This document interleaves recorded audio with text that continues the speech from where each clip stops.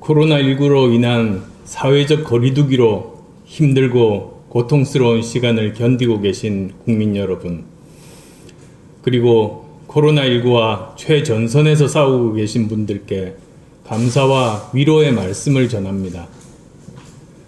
코로나19는 여전히 안심할 수 없는 상황입니다. 안타깝지만 이번 추석은 몸 대신 마음만 오가는 명절이 되어야 합니다.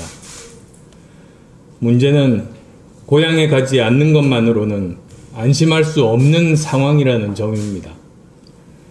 28, 29일 이틀 휴가를 내면 장장 9일의 연휴가 가능한 상황에서 명절에 고향에 가지 않는 대신 유흥가 등으로 사람들이 모여든다면 순식간에 상황은 다시 악화될 수 있습니다. 정부는 이동 없는 추석만 당부할 것이 아니라 이러한 문제도 사전에 국민들께 명확하게 말씀드려야 합니다. 지금은 서로를 위해 모일 때가 아니라 흩어질 때입니다. 또 다른 걱정이 있습니다. 바로 일부에서 추진하는 개천절 도심 집회입니다.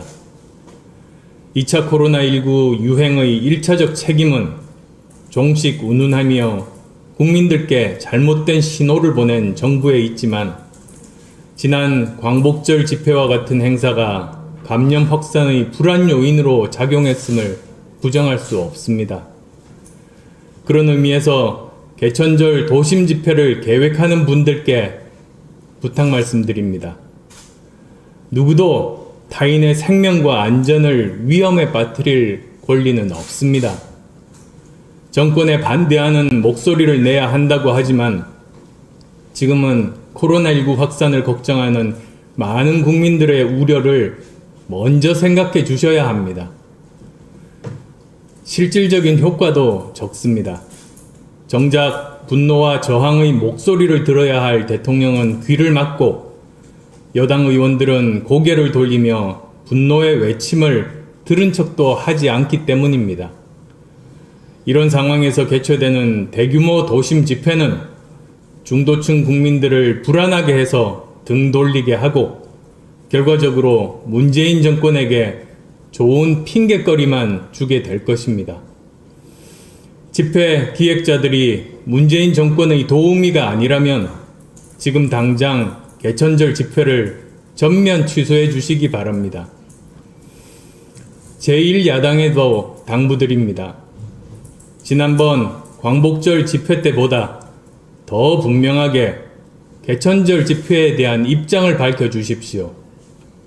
만일 집회에 참석하는 당직자나 당협위원장이 있다면 출당 등 중징계하겠다는 방침을 세워야 할 것입니다.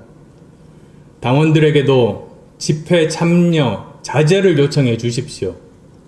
그 정도의 각오와 조치 없이는 과거와의 단절도 미래로의 전진도 불가능하다는 점을 말씀드립니다.